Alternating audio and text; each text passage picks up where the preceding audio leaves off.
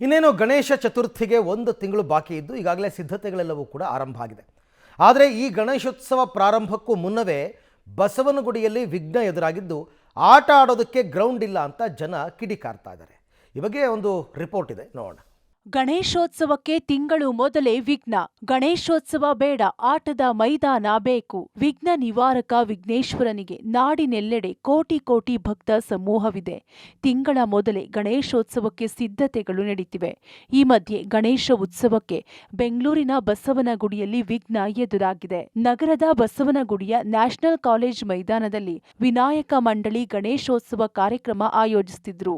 ಆದರೆ ಆ ತಂಡ ಈ ವರ್ಷ ಎಪಿಎಸ್ ಕ್ರೀಡಾಂಗಣದಲ್ಲಿ 23 ದಿನಗಳ ಕಾಲ ಗಣೇಶೋತ್ಸವಕ್ಕೆ ಮುಂದಾಗಿದೆ.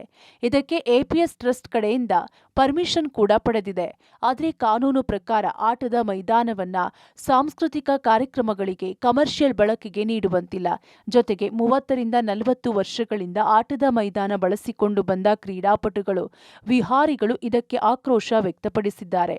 ಇದು ಬಂದು ಕಾರ್ಪೊರೇಷನ್ ಲಿಮಿಟ್ಸ್ ಇರುವಂತ ಗ್ರೌಂಡ್. ಇವರು ಟ್ರಸ್ಟ್ನವ್ರು ಏನ್ ಮಾಡಿದ್ರೆ, ಇದಕ್ಕೆ ಗಣೇಶ ಒಂದಕ್ಕೆ ಅಲ್ಲ, ವರ್ಷದಲ್ಲಿ ಏನಿಲ್ಲ ಅಂದ್ರೂ ಒಂದು ಯಾವ್ದೋ ನ್ಯಾಷನಲ್ ಕೋಆಪರೇಟಿವ್ ಸೊಸೈಟಿ ಇರ್ಬೋದು, ಅಥವಾ ವೆಹಿಕಲ್ ಪಾರ್ಕಿಂಗ್ ಇರ್ಬೋದು, ಕಡ್ಲೆಕಾಯಿ ಪರಿಸರ ಆದ್ರೆ ಅದಕ್ಕೊಂದು ಪಾರ್ಕಿಂಗ್ ಇರ್ಬೋದು, ವರ್ಷದಲ್ಲಿ ಏನಿಲ್ಲ ಅಂತಂದ್ರೆ ಒಂದು 3-4 ತಿಂಗಳು ಈ ಥರದ್ದೆಲ್ಲದಕ್ಕೂ ಕೊಡ್ತಾ ಇದ್ದಾರೆ. ಸೊ ಹಾಗಾಗಿ ನಾವು ಆಟ ಆಡೋ ಹುಡುಗರು ನಾವು ಎಲ್ಲಿ ಹೋಗ್ಬೇಕು? 23 ದಿನಕ್ಕೆ ಕೊಟ್ಟಿದ್ದಾರೆ. 23 ದಿನ ಏನಾಗುತ್ತೆ ಅಂದ್ರೆ ಪ್ಲಸ್ ಹಾಕೊಳ್ಳೋಕೊಂದು 15 ದಿನ, ತೆಗಿಕೊಂದು 5 ದಿನ, 20 ದಿನ, 1.5 ತಿಂಗಳು ಹೋಯ್ತು. ಆ 1.5 ತಿಂಗಳು ಎಷ್ಟು ಕ್ರೀಡಾಪಟುಗಳು ಇದ್ದಾರೆ ಇಲ್ಲಿ ಅಂತವ್ರಿಗೆ ನೀವು ಆಡಕ್ಕೆ ಹುಡುಗರಿಗೆ ಏನು ವ್ಯವಸ್ಥೆ ಇದೆ ಇಲ್ಲಿ? ಗಣೇಶೋತ್ಸವಕ್ಕೆ ನಮ್ಮ ವಿರೋಧವಿಲ್ಲ, ಆದರೆ ರಾಜ್ಯದಲ್ಲಿ ಹೃದಯಾಘಾತಗಳ ಸಂಖ್ಯೆ ಹೆಚ್ಚಾಗುತ್ತದೆ.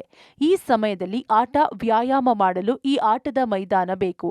ಪದೇ ಪದೇ ಕಾರ್ಯಕ್ರಮಗಳಿಗೆ ಗ್ರೌಂಡ್ ನೀಡುತ್ತಿದ್ರೆ ಪ್ರತಿದಿನ ಬರೋ ಕ್ರೀಡಾಪಟುಗಳು ಹಾಗೂ ಸ್ಥಳೀಯರಿಗೆ ತೊಂದರೆ ಆಗುತ್ತೆ ಅನ್ನೋದು ಇಲ್ಲಿನವರ ವಾದ.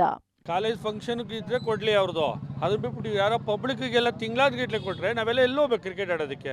ನಾವು ಸುಮಾರು 30-35 ವರ್ಷದಿಂದ ಇಲ್ಲಿ ಕ್ರಿಕೆಟ್ ಆಡ್ತಾ ಇದ್ದೀವಿ. ಹನುಮನ್ ನಗರ, ಶ್ರೀನಗರ, ಚೆನ್ನಮ್ಮನಕೆರೆ, ಶಂಕರಪುರಂ, ಚಾಮರಾಜಪೇಟೆ ಎಲ್ಲರೂ ಬರ್ತಾರೆ ಇಲ್ಲಿ. ಒಂದೇ ಏರಿಯಾಗೆ ಸೀಮಿತ ಇಲ್ಲ, ಇದು ಸುತ್ತಮುತ್ತ ಎಲ್ಲ ಏರಿಯಾದವರು ಬರ್ತಾರೆ ಇಲ್ಲಿಗೆ. ಏನೋ ಅವ್ರ ಕಾಲೇಜ್ ಫಂಕ್ಷನ್ ಇದ್ರೆ 1 ದಿನ 2 ದಿನ ಮಾಡ್ಕೊಳ್ಳಿ. ಪಬ್ಲಿಕ್ಗೆಲ್ಲ ತಿಂಗಳಾದ್ಗಟ್ಲೆ ಕೊಟ್ಟರೆ ಏನು ಮಾಡಬೇಕು? ಅವ್ರಿಗೂ ಗೊತ್ತು ಮೇಡಮ್, ಕಮರ್ಷಿಯಲ್ ಆಗುತ್ತೆ. ಈಗ 10 ಲಕ್ಷ ಇಸ್ಕೊಂಡವರು ಕಮರ್ಷಿಯಲ್ ಬಿಡ್ಕೊಡ್ತು ಅಂದರೆ ನಾವೆಲ್ಲಿಗೆ ಹೋಗೋಣ? ನಾವೇನು ಮಾಡೋಕ್ಕಾಗಲ್ಲ. ಹಾಗೇನಂದರೆ ನಾವು ಹೋರಾಟ ಮಾಡ್ತೀವಿ. ಈಗ 10,000 ಜನಕ್ಕೆ ತೊಂದರೆ ಆಗ್ತಾ ಇದೆ ಅಂದರೆ ಅವರು ಅರ್ಥ ಮಾಡ್ಕೊಬೇಕು, ತೊಂದರೆ ಆಗ್ತಾ ಇದೆ ಅಂತ. ಈ ಹಿಂದೆ 2019ರಲ್ಲೂ ಬೆಂಗಳೂರು ಗಣೇಶೋತ್ಸವ ಮಾಡಲು ಪ್ರಯತ್ನಿಸಿ ಸೋತಿತ್ತು. ಸ್ಥಳೀಯರು ಮೈದಾನ ಬಿಟ್ಟುಕೊಟ್ಟಿರಲಿಲ್ಲ. ಈಗ ಮತ್ತೆ ಟ್ರಸ್ಟ್ ಆಟದ ಮೈದಾನವನ್ನ ಬಾಡಿಗೆಗೆ ಕೊಟ್ಟಾಗಿದೆ. ಇದನ್ನ ಖಂಡಿಸಿ ಸ್ಥಳೀಯರು ಬಿಬಿಎಂಪಿಯ ಕದ ತಟ್ಟುವ ಸಾಧ್ಯತೆ ಇದೆ. Aruna Shiraguppi, public TV, Bengaluru.